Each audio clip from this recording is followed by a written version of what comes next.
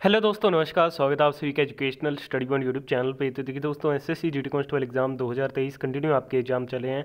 आज आपके 13 फरवरी का ऑल शिफ्ट का यानी कि चौथी शिफ्ट, तीसरी शिफ्ट, दूसरी शिफ्ट और पहली शिफ्ट का एग्जाम खत्म हो चुका है। तो चारों ही शिफ्टों के एग्जाम में हमें टोटल 100 क्वेश्चन मिल चुके हैं, जहाँ पे GK, GS, current affair, science और हिंदी के प्रश्न हमें मिले हैं, जो कि बिल्कुल 100% सही व सटीक उत्तर के साथ आपको कवर कराए जाएंगे। तो जिन भी दोस्तों का आज 13 फरवरी ऑल शिफ्ट में एग्जाम था, सभी साथी वीडियो में ध्यान से एंड तक बने रहिएगा। चलिए वीडियो को शुरू करते हैं। तो चलिए दोस्तों, पहले हम चौथी शिफ्ट में पूछे गए सभी क्वेश्चनों को कवर करेंगे। तो चौथी शिफ्ट का पहला क्वेश्चन पूछा गया कि मौलिक कर्तव्य किस देश के संविधान से लिए गए हैं। तो मौलिक कर्तव्य को रूस देश के संविधान से लिया गया। अगले क्वेश्चन में पूछा गया कि भारत ने कितनी बार हॉकी विश्व कप जीता है। तो ये 1975 में जीता था, पाकिस्तान को हराकर। इसके अलावा आईसीसी जो 50 ओवर वाला जो वनडे वर्ल्ड कप होता है, वो भारत ने 2 बार जीता है, 1983 और 2011 में। और टी20 वर्ल्ड कप 2007 में केवल 1 बार जीता है। अगले क्वेश्चन में पूछा गया कि अंतर्राष्ट्रीय हॉकी मैच में हाफ टाइम कितने मिनट के बाद होती है। तो 35 मिनट के बाद होती है। और कितने मिनट का होता है? 5 मिनट का होता है। और फुटबॉल में 45 मिनट के बाद हाफ टाइम होती है। ठीक है, तो ये पॉइंट आपको ध्यान में रखना है। अगले क्वेश्चन में पूछा गया कि धरती का पर्यायवाची शब्द क्या है। तो भूमि, जमीन, भूमही, ये क्या है? धरती के प्रमुख पर्यायवाची शब्द रहेंगे। चौथी शिफ्ट का अगला क्वेश्चन पूछा गया, राउत नाचा नृत्य किस राज्य से संबंधित है। तो राउत नाचा नृत्य छत्तीसगढ़ राज्य से संबंधित है। अगले क्वेश्चन में पूछा गया कि ऑस्ट्रेलिया की राजधानी कौन सी है। तो कैनबरा जो है वो ऑस्ट्रेलिया की राजधानी है। और ऑस्ट्रिया की जो राजधानी है वो वियना है। अगले क्वेश्चन में आपसे पूछा गया, अंधों में काना राजा का अर्थ क्या है। तो मूर्खों के बीच में थोड़ा पढ़ा लिखा होना, अंधों में काना राजा का क्या है अर्थ है। अगले क्वेश्चन में पूछा गया, यीस्ट से कौन से गैस का निर्माण होता है। तो यीस्ट से कार्बन डाइऑक्साइड का निर्माण होता है। अगले क्वेश्चन में पूछा गया कि आवर्त सारणी के ग्रुप 17 में क्या है। तो यहाँ पे हैलोजन है। ठीक है दोस्तों, तो हैलोजन इस क्वेश्चन का आपको बिल्कुल राइट आंसर था। अगले क्वेश्चन में पूछा गया, राज्य विधायिका की निमन सदन क्या कहलाती है। तो राज्य विधायिका का निमन जो सदन है वो विधानसभा कहलाती है। फोर्थ शिफ्ट का अगला क्वेश्चन पूछा गया, अंग्रेजों ने अपनी प्रथम फैक्ट्री कहाँ पे खोली भारत में। तो ये सूरत में खोली थी। ठीक है दोस्तों, तो सूरत इस क्वेश्चन का राइट आंसर था। अगले क्वेश्चन में पूछा गया, हरित क्रांति से संबंधित प्रश्न आया था।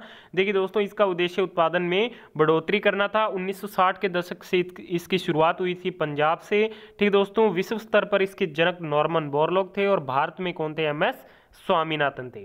अगले क्वेश्चन में पूछा गया कि उत्तराखंड के वर्तमान मुख्यमंत्री कौन हैं। तो उत्तराखंड के वर्तमान मुख्यमंत्री हैं पुष्कर सिंह धामी। तो चलिए दोस्तों, यहाँ से हम तीसरी शिफ्ट में पूछे गए सभी क्वेश्चनों को कवर करेंगे। थर्ड शिफ्ट का पहला क्वेश्चन पूछा गया कि वर्तमान में पंजाब के मुख्यमंत्री कौन है। तो 2022 में पंजाब के नव नियुक्त मुख्यमंत्री है भगवंत मान, जो कि आम आदमी पार्टी से। अगले क्वेश्चन में पूछा गया कि 2022 में भारत के कानून मंत्री कौन हैं। तो किरण रिजिजू वर्तमान में कानून और न्याय मंत्री हैं। अगले क्वेश्चन में पूछा गया थर्ड शिफ्ट में कि जलियांवाला बाग हत्याकांड किसने करवाया था। तो ये जनरल डायर के द्वारा कराया गया था, जो कि अंग्रेजी ऑफिसर था। थर्ड शिफ्ट का नेक्स्ट क्वेश्चन पूछा गया कि 1956 से कौन सी पंचवर्षीय योजना शुरू हुई थी।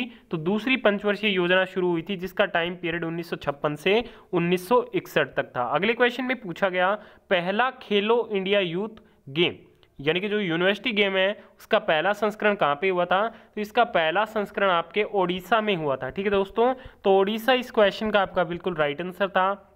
नेक्स्ट क्वेश्चन पूछा गया कि नर्मदा नदी का उद्गम कहाँ से होता है। तो इसका उद्गम मध्य प्रदेश के अमरकंटक से होता है। ठीक है दोस्तों, तो एमपी अमरकंटक इस क्वेश्चन का आपका बिल्कुल राइट आंसर था। अगले क्वेश्चन में पूछा गया, गुरु विपिन सिंह को किस नृत्य शैली के लिए पुरस्कार दिया गया। तो गुरु जो विपिन सिंह है वो मणिपुरी नृत्य शैली से संबंधित है। तीसरी शिफ्ट का अगला क्वेश्चन पूछा गया कि हरित क्रांति का उद्देश्य क्या था। तो इसका मुख्य उद्देश्य कृषि उत्पादकता में वृद्धि करना था।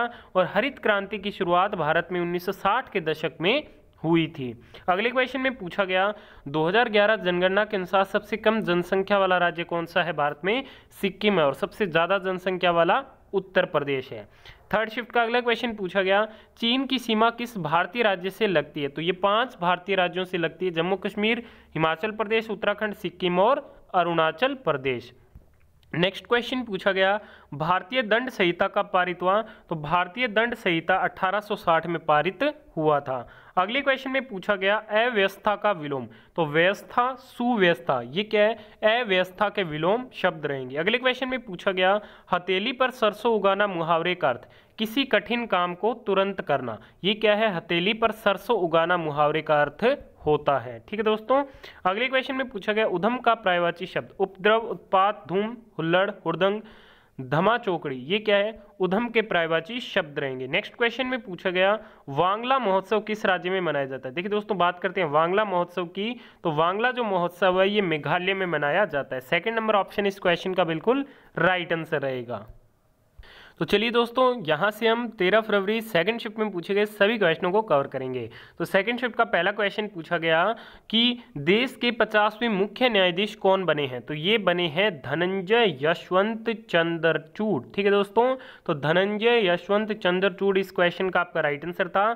सेकंड शिफ्ट का अगला क्वेश्चन पूछा गया कि आईसीसी क्रिकेट विश्व कप 2011 का विजेता कौन रहा, तो इसका विजेता भारत रहा था, उप विजेता आपके श्रीलंका रहा था। अगले क्वेश्चन में पूछा गया कि भारत के महान्यायवादी यानी कि अटॉर्नी जनरल किस अनुच्छेद से संबंधित है। भारत के जो महान्यायवादी है ये अनुच्छेद 76 से रिलेटेड है। अगले क्वेश्चन में पूछा गया कि बैंकों का बैंक किसे कहा जाता है, तो बैंकों का जो बैंक है ये आरबीआई यानी कि रिजर्व बैंक ऑफ इंडिया को कहा जाता है। नेक्स्ट क्वेश्चन में पूछा गया कि भारत की जनगणना 2011 का नारा क्या था, तो इसका नारा था हमारी जनगणना हमारा भविष्य। ठीक है दोस्तों, जो कि इस क्वेश्चन का आपका बिल्कुल राइट आंसर था। अगले क्वेश्चन में पूछा गया चौथी पंचवर्षीय योजना का टाइम पीरियड, तो इसका टाइम पीरियड था 1969 से 1974 तक। अगला क्वेश्चन पूछा गया पाइका किस राज्य का पारंपरिक नृत्य है। देखिए दोस्तों, जो पाइका है यह आपके झारखंड का पारंपरिक लोक नृत्य रूप है। अगले क्वेश्चन में पूछा गया इमरजेंसी के समय देश में प्रधानमंत्री कौन थे, तो इमरजेंसी के समय भारत की जो प्रधानमंत्री थी वो थी इंदिरा गांधी। अगले क्वेश्चन में पूछा गया कि एशियन गेम 2018 कहां पे आयोजित करवाए गए, तो ये इंडोनेशिया के जकार्ता और पालमबाग शहर में आयोजित कराए गए थे। नेक्स्ट क्वेश्चन में पूछा गया भारतीय बैंकों को लोन कौन देता है, तो भारतीय बैंकों को लोन आरबीआई के द्वारा प्रदान किया जाता है। अगले क्वेश्चन में पूछा गया कि दो देशों के बीच फ्री इंपोर्ट और एक्सपोर्ट को क्या कहते हैं, तो इसे फ्री ट्रेड एग्रीमेंट कहा जाता है। अगले क्वेश्चन में पूछा गया कि जियाउद्दीन बर्नी की पुस्तक तारिक ए फिरोज शाही कब प्रकाशित हुई, तो ये जो पुस्तक है वो 1357 में प्रकाशित हुई थी, तो 1357 आपका राइट आंसर था। अगले क्वेश्चन में पूछा गया पलासी का युद्ध कब हुआ था, तो पलासी का युद्ध 1757 में हुआ था। रॉबर्ट क्लाइव और बंगाल के नवाब के बीच ये लड़ा गया था। अगले क्वेश्चन में पूछा गया अपचयन अभिक्रिया में किस तत्व की निष्कासन होती है, तो इसमें ऑक्सीजन का निष्कासन होता है और हाइड्रोजन क्या इसमें ऐड होता है। अगले क्वेश्चन में पूछा गया एबीडीएम योजना का फुल फॉर्म क्या है, तो एबीडीएम की फुल फॉर्म होती है आयुष्मान भारत डिजिटल मिशन। ठीक है दोस्तों, चलिए दोस्तों, यहाँ से हम पहली शिफ्ट में पूछे गए सभी क्वेश्चनों को कवर करेंगे। तो फर्स्ट शिफ्ट का पहला क्वेश्चन पूछा गया कि 2022 में भारत के सीडीएस कौन है, तो लेफ्टिनेंट जनरल अनिल चौहान 2022 में भारत के नए सीडीएस बने हैं। अगले क्वेश्चन में पूछा गया कि वर्तमान में नीति आयोग के मुख्य कार्यकारी अधिकारी कौन है, सीईओ कौन है, तो परमेश्वरन अय्यर है। ठीक है दोस्तों, तो परमेश्वरन अय्यर इस क्वेश्चन का आपका राइट आंसर था। अगले क्वेश्चन में पूछा गया महावीर जयंती किस महीने में मनाई जाती है। देखिए दोस्तों, ये महावीर जो जयंती है वो चैत्र मास के शुक्ल पक्ष की त्रयोदशी के दिन मनाई जाती है और ये जैन समाज के लोगों के द्वारा प्रमुख तौर पर मनाई जाती है। अगले क्वेश्चन में पूछा गया कमल का पर्यायवाची शब्द बताइए। सरोज, नलिन, अरविंद, उत्पल, अम्भोज, ताम्रस, पुष्कर, ये क्या है, कमल के प्रमुख पर्यायवाची शब्द होते हैं। अगले क्वेश्चन में पूछा गया एड़ी चोटी का जोर लगाना मुहावरे का अर्थ बताइए, तो एड़ी चोटी का जोर लगाना यानी कि बहुत प्रयत्न करना। अगले क्वेश्चन में पूछा गया पांड्या वंश की राजधानी कौन सी थी, तो मदुरा। ठीक है, मथुरा पांड्या वंश की क्या है, राजधानी थी। नेक्स्ट क्वेश्चन में पूछा गया शुष्क बर्फ किसे कहते हैं, तो जो ठोस CO2 होती है उसे क्या है, शुष्क बर्फ कहा जाता है। नेक्स्ट क्वेश्चन में पूछा गया वनस्पति तेल किस विधि से बनाया जाता है, ये हाइड्रोजनीकृत विधि से बनाया जाता है, जो कि इस क्वेश्चन का आपका बिल्कुल राइट आंसर था। अगले क्वेश्चन में पूछा गया खासी की पहाड़ियाँ कहाँ पे पाई जाती है। ठीक है दोस्तों, देखिए दोस्तों जो खासी की पहाड़ियाँ हैं ये कहाँ पे पाई जाती है, तो ये मेघालय राज्य में पाई जाती है। ठीक है दोस्तों, तो मेघालय इस क्वेश्चन का आपका बिल्कुल राइट आंसर था। अगले क्वेश्चन में पूछा गया कृषि एवं मत्स्य पालन किस सेक्टर में आता है, तो ये प्रथम सेक्टर के अंतर्गत आता है। नेक्स्ट क्वेश्चन में पूछा गया उपभोक्ता अधिनियम में कितनी बार संशोधन किया गया है, तो उपभोक्ता अधिनियम में अभी तक 2 बार संशोधन किया गया है। नेक्स्ट क्वेश्चन में पूछा गया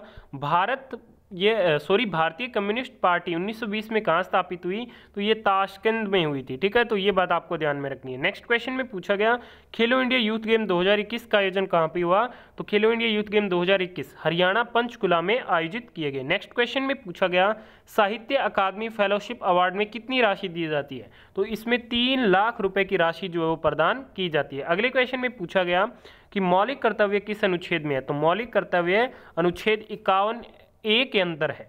नेक्स्ट क्वेश्चन में पूछा गया आगे का विलोम शब्द, तो आगे का विलोम शब्द क्या हो जाएगा, पीछे हो जाएगा। अगले क्वेश्चन में पूछा गया समुद्र का पर्यायवाची शब्द, तो समुद्र का पर्यायवाची शब्द हो जाएगा सागर। ठीक है दोस्तों, तो आज चारों ही शिफ्टों में पूछे गए सभी क्वेश्चन कवर कर लिया आपने। वीडियो को यहाँ तक देखा, धन्यवाद। पसंद आए तो लाइक और शेयर जरूर कीजिएगा।